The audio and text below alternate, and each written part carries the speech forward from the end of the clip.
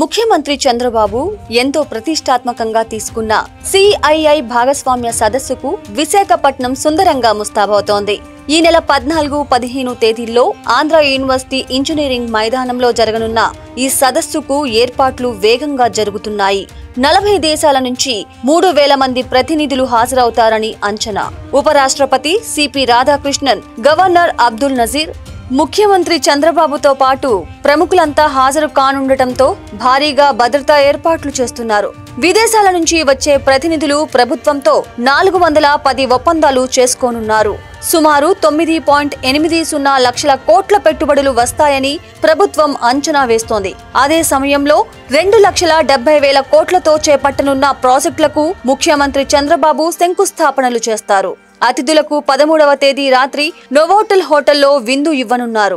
దేశ విదేశాలకు చెందిన రాయబారులు, కాన్సులేట్ జనరల్స్, కేంద్ర రాష్ట్ర మంత్రులు, పారిశ్రామిక దిగ్గజాలు, వ్యాపార రంగ ప్రముఖుల కోసం నగరంలోని 26 హోటళ్లలో 1200 గదులు సిద్ధం చేశారు.